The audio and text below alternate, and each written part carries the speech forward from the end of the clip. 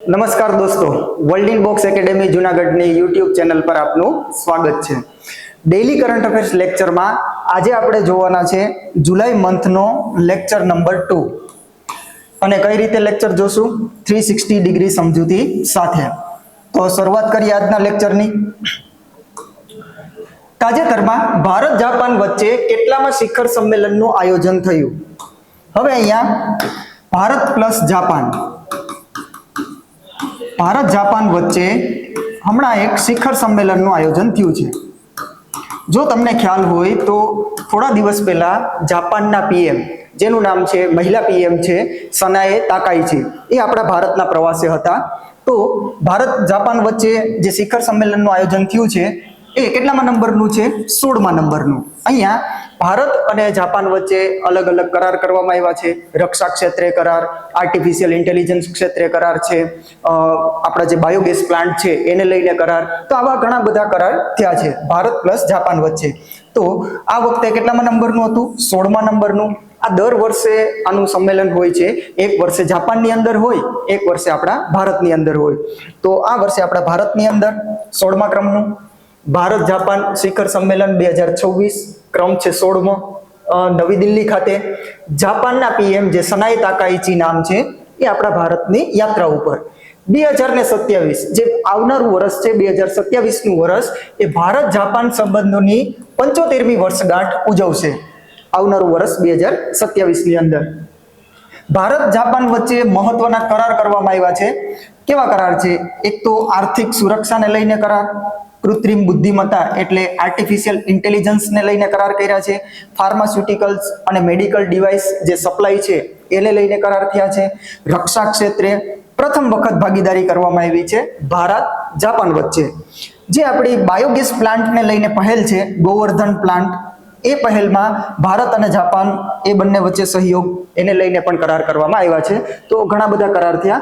હવે અહીંયા તમને જે દેખાય છે ફાર્માસ્યુટિકલ્સ અને મેડિકલ ડિવાઇસ સપ્લાય, આની અંદર જે આપણે મેડિકલની દવાઓ, ભારતમાં દવાઓ તો બને છે, એનું પ્રોડક્શન થાય છે, પણ એના માટે જે રો મટીરિયલ, જે પણ જે વસ્તુની જરૂરિયાત પડે છે એ વસ્તુ, એ જે રો મટીરિયલ આપણે ચીનથી આયાત કરીએ છીએ.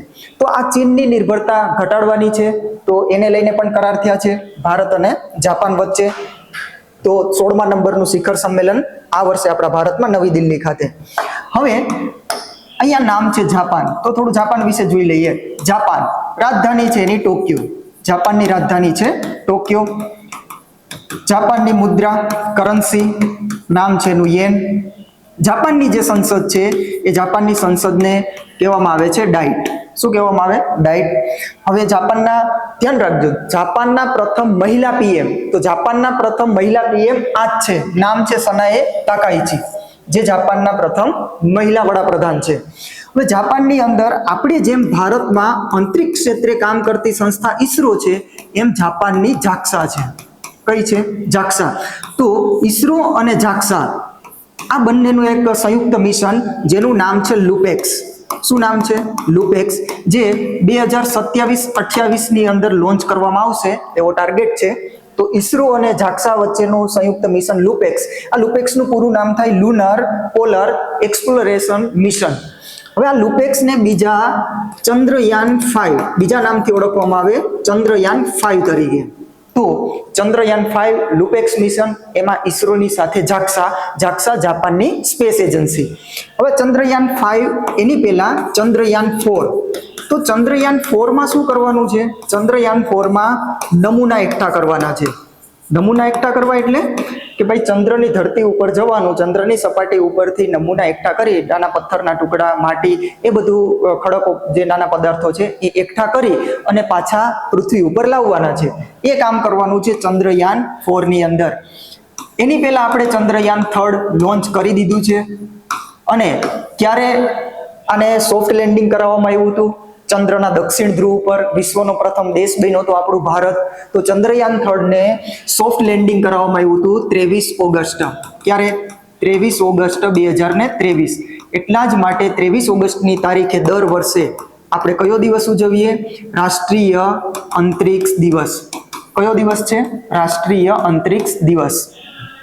જાપાનમાં અલગ અલગ દ્વીપ આવેલા છે, જેમ કે હોન્શુ, ત્યુશુ, હોકેડો આવા દ્વીપ છે. અને જ્યાં હોન્સુ દ્વીપ છે ત્યાં જ એની રાજધાની સ્થિત છે, નામ છે ટોક્યો. ક્લિયર? તો જાપાન અને ભારત વચ્ચે શિખર સંમેલનનું આયોજન 16મા ક્રમનું નવી દિલ્હી ખાતે, અને આપણે અલગ અલગ મહત્વના કરાર કરેલા છે. નેક્સ્ટ ક્વેશ્ચન, તાજેતરમાં નમો સ્વચ્છતા અભિયાન અને અમૃતપાન અભિયાન કોણે શરૂ કર્યું?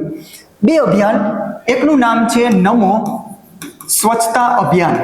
શું નામ છે? નમો સ્વચ્છતા અભિયાન.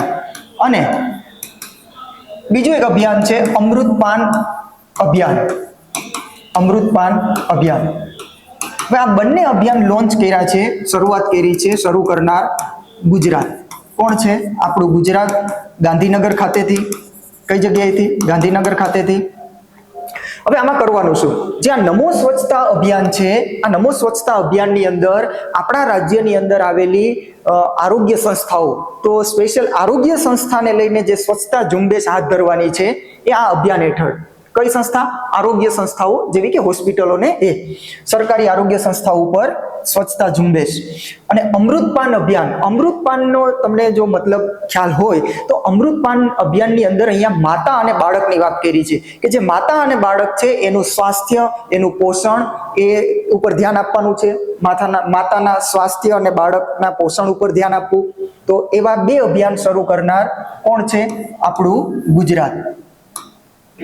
નમો સ્વચ્છતા અભિયાન અને અમૃતપાન અભિયાન પ્રારંભ કરનાર છે આપણું ગુજરાત, ગાંધીનગર ખાતેથી. 1 જુલાઈ થી 7 જુલાઈ દરમિયાન આની શરૂઆત. નમો સ્વચ્છતા અભિયાનની અંદર રાજ્યની તમામ સરકારી આરોગ્ય સંસ્થાઓમાં સઘન સ્વચ્છતા ઝુંબેશ હાથ ધરાશે. અમૃતપાન અભિયાનમાં શું કરવામાં આવશે? તો માતા અને બાળકનો જે સ્વાસ્થ્ય, પોષણ છે એના ઉપર ધ્યાન રાખવાનું છે. તો આ બંને અભિયાન લોન્ચ કરનાર છે આપણું ગુજરાત.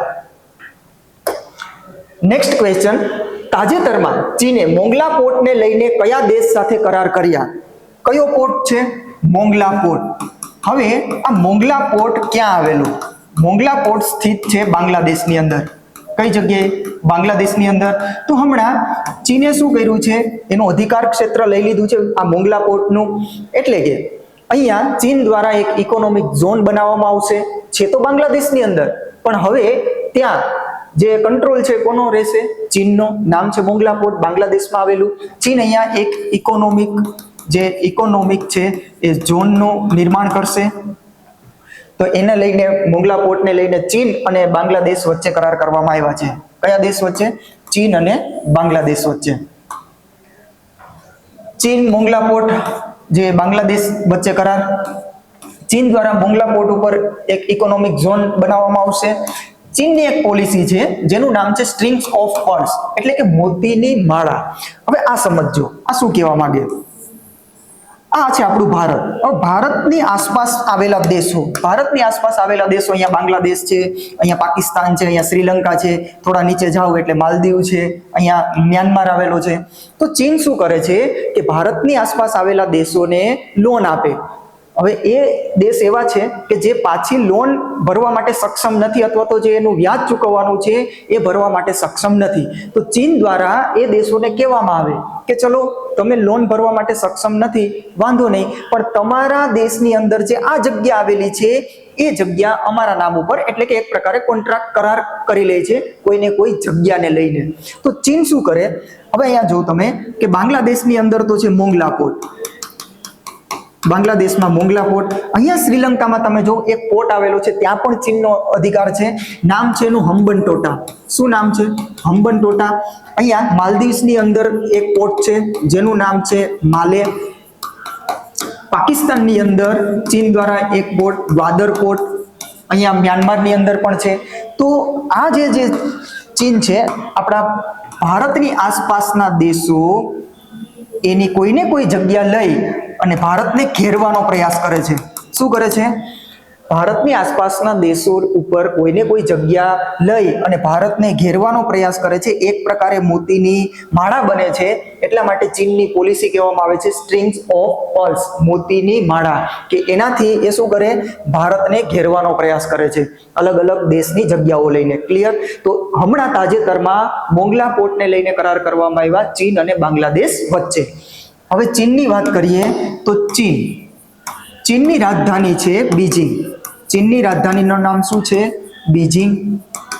ચીનની જે મુદ્રા કરન્સી છે રેનમેનબી. શું નામ છે? રેનમેનબી. અને એનું બીજું નામ છે યુઆન. શું નામ? રેનમેનબી અથવા તો યુઆન. હવે ચીનની અંદર જે આ બીજિંગ છે ત્યાં બીજિંગમાં કોનું હેડક્વાર્ટર છે? એક સંસ્થાનું હેડક્વાર્ટર આવેલું છે, નામ છે એનું એસસીઓ, શાંઘાઈ કોર્પોરેશન ઓર્ગેનાઇઝેશન. તો આ એસસીઓ નું હેડક્વાર્ટર ક્યાં છે? બીજિંગની અંદર. તો એસસીઓ ની આ વર્ષે 2026માં બેઠક ક્યાં થશે? એસસીઓ જે ઓર્ગેનાઇઝેશન છે એની આ વર્ષે બેઠક ક્યાં થશે? બિશ્કેકની અંદર. કઈ જગ્યાએ થવાની છે? બિશ્કેક. આ ક્યાં આવેલું છે? કિર્ગિસ્તાનમાં. કઈ જગ્યા ઉપર? કિર્ગિસ્તાન. 2025માં ક્યાં થઈ હતી? તિયાનજિન. તિયાનજિન ચીનની અંદર હતું, પણ આ વર્ષે બિશ્કેક કિર્ગિસ્તાનમાં. હવે એવું છે બાંગ્લાદેશ. તો બાંગ્લાદેશની રાજધાની છે ઢાકા. શું નામ છે? ઢાકા. એનું જે કરન્સી મુદ્રા છે એ છે ટકા. બાંગ્લાદેશના વર્તમાન પીએમ છે તારિક રહેમાન. શું નામ? તારિક રહેમાન. હવે આ ઢાકાની અંદર કઈ સંસ્થાનું મુખ્યાલય? એ પણ એક આપણી ઇન્ટરનેશનલ એક સંગઠન જેનું નામ છે બિમસ્ટેક. તો બિમસ્ટેકનું મુખ્યાલય કઈ જગ્યાએ? બિમસ્ટેકનું મુખ્યાલય ઢાકાની અંદર. ક્લિયર? તો બાંગ્લાદેશ અને ચીન વચ્ચે મોંગલા પોર્ટને લઈને કરાર કરવામાં આવ્યા છે.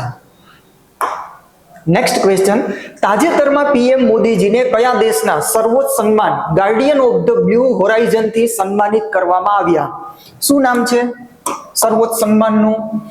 Guardian of the Blue Horizon. તો આ કયા દેશનું સર્વોચ્ચ સન્માન? સેશેલ્સનું. કયા દેશનું? સેશેલ્સનું. કારણ કે થોડા સમય પહેલા આપણા વડાપ્રધાન સેશેલ્સ દેશની યાત્રા ઉપર હતા. તો આ સેશેલ્સ દેશનું સર્વોચ્ચ સન્માન Guardian of the Blue Horizon. હવે આ કયા ક્ષેત્રમાં આપવામાં આવે? આ પર્યાવરણ ક્ષેત્રમાં આપવામાં આવે. કયા ક્ષેત્રમાં?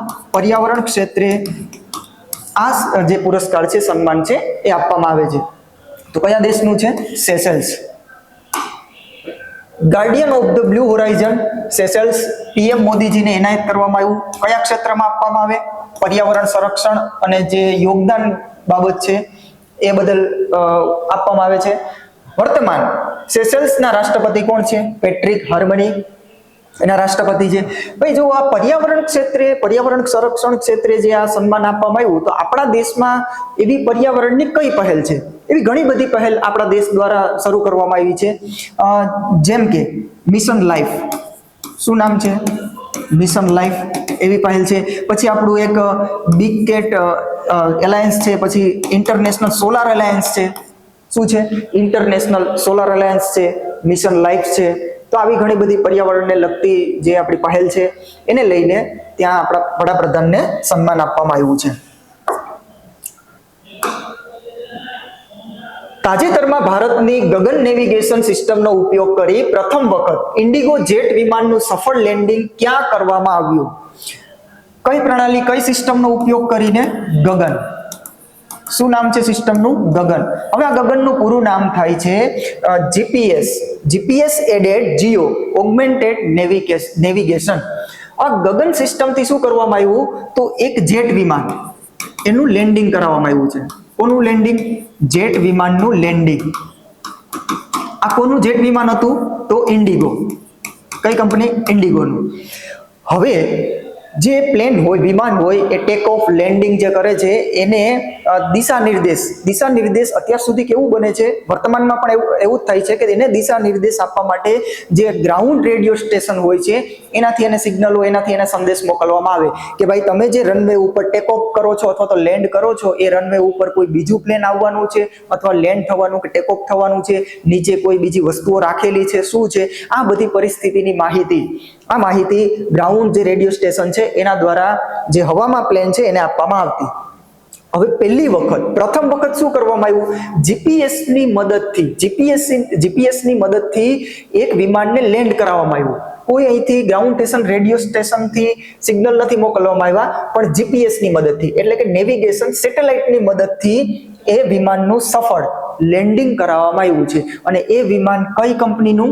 ઇન્ડિગો કંપનીનું. ક્લિયર છે? તો હવે આ જે સફળતાપૂર્વક લેન્ડિંગ કર્યું એ કઈ જગ્યાએ કર્યું? ઉદયપુરની અંદર. કઈ જગ્યાએ?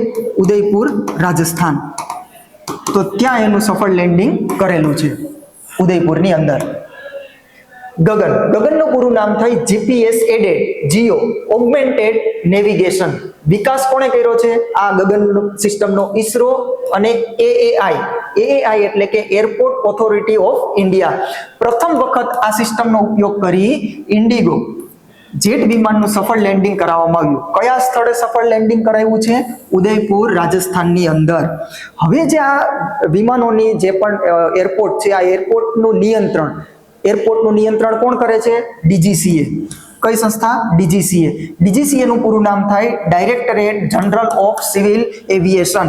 આ સંસ્થા દ્વારા બધું કંટ્રોલ રાખવામાં આવે છે એરપોર્ટની અંદર. ક્લિયર? તો એની જ મંજૂરી મેળવી અને પછી આ ગગન જે આપણી સિસ્ટમ છે એના આધારે સફળ લેન્ડિંગ કરાવવામાં આવ્યું. અહીંયા એક શબ્દ છે જીપીએસ. જીપીએસ આપણું નથી, જીપીએસ છે યુએસએ નું. કોનું છે? યુએસએ. પૂરું નામ થાય ગ્લોબલ પોઝિશનિંગ સિસ્ટમ. આપણું ભારતનું નેવિગેશન છે નાવિક. શું નામ છે? નાવિક. જીપીએસ યુએસએ, ભારતનું નાવિક છે. એવી રીતે રશિયાનું છે ગ્લોનાસ. શું નામ છે? ગ્લોનાસ. ચીનનું છે બાઈડુ. શું નામ છે? બાઈડુ. તો જીપીએસ નું નામ આવે તો યુએસએ ગ્લોબલ પોઝિશનિંગ સિસ્ટમ, ભારતનું નાવિક છે, રશિયાનું ગ્લોનાસ છે, ચીનનું બાઈડુ છે. તો આ પ્રથમ વખત સફળ લેન્ડિંગ કરાવવામાં આવ્યું છે સેટેલાઇટની મદદથી, જીપીએસની મદદથી. ઇન્ડિગો જે જેટ વિમાન છે એનું સફળ લેન્ડિંગ. Next question. તાજેતરમાં અમિત શાહજીએ PM family care tracker project ક્યાં લોન્ચ કર્યો? કયો પ્રોજેક્ટ છે? PM family care tracker project. હવે આને લોન્ચ કરવામાં આવ્યો છે આપણા ગુજરાતથી. કઈ જગ્યાએ? આપણા ગુજરાતથી. આની અંદર શું છે? આની અંદર કે જે માતા પ્લસ જે ગર્ભાવસ્થા છે ત્યાંથી લઈ અને કિશોરાવસ્થા સુધી એટલે કે 18 વર્ષની ઉંમર સુધી એના સ્વાસ્થ્ય, એના પોષણ, એનું શિક્ષા અને આ બધી બાબતો ઉપર ધ્યાન રાખવામાં આવશે. એનો જે તબીબી રેકોર્ડ છે એ તબીબી રેકોર્ડ રાખવામાં આવશે 18 વર્ષ સુધી. કેટલા વર્ષ સુધી? 18 વર્ષ સુધી તબીબી રેકોર્ડ રહેશે.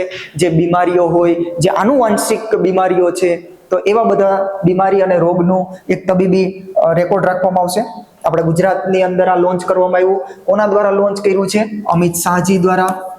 આપણા કેન્દ્રના ગૃહમંત્રી અમિત શાહજી, કેન્દ્રીય ગૃહમંત્રી અને સહકારિતા મંત્રી છે અમિત શાહજી દ્વારા લોન્ચ આપણા ગુજરાતની અંદર. તો PM family care tracker project એની સાથે સાથે હેલ્થ પાસપોર્ટ આ બંને લોન્ચ કરવામાં આવ્યું છે ગુજરાત કેન્દ્રીય મંત્રી અમિત શાહજી દ્વારા. ઉદ્દેશ્ય એટલો છે કે ગર્ભાવસ્થાથી કિશોરાવસ્થા સુધી માતાઓ અને બાળકો સલામત, સ્વસ્થ, ગૌરવપૂર્ણ જીવન સુનિશ્ચિત કરવા માટે બાળકના કેટલા વર્ષ? 18 વર્ષ સુધી તેનું સ્વાસ્થ્ય, શિક્ષણ, પોષણ ટ્રેક કરવા માટે એક પ્રકારનું ડિજિટલ પ્લેટફોર્મ. અહીંયા એ ધ્યાનમાં રાખવામાં આવશે કે કોઈ બાળક રસીકરણથી વંચિત તો નથી ને? જે પોલિયોની રસીકરણ છે, કોઈ બીજી રીતે કોઈ રસીકરણ છે, તો એનાથી કોઈ બાળક વંચિત નથી. તો એ બધા ડેટા રાખવામાં આવશે. બાળકના જન્મ સમયે ડિજિટલ હેલ્થ કાર્ડ પ્રાપ્ત થશે. 18 વર્ષની ઉંમર સુધીના વારસાગત અને અન્ય રોગોની વિગતો સહિત એનો તમામ તબીબી રેકોર્ડ હશે અહીંયા. તો આ લોન્ચ કરવામાં આવ્યું છે આપણા ગુજરાતમાં PM family care tracker project. એની સાથે સાથે હેલ્થ પાસપોર્ટ. તો આજના લેક્ચરમાં આટલું કન્ટેન્ટ રાખીએ. એક લાઈક કરી દેજો, આ લેક્ચરને તમારા દોસ્તો સુધી શેર કરી દેજો અને આ ચેનલને સબસ્ક્રાઇબ કરી દેજો. જય હિન્દ, ધન્યવાદ.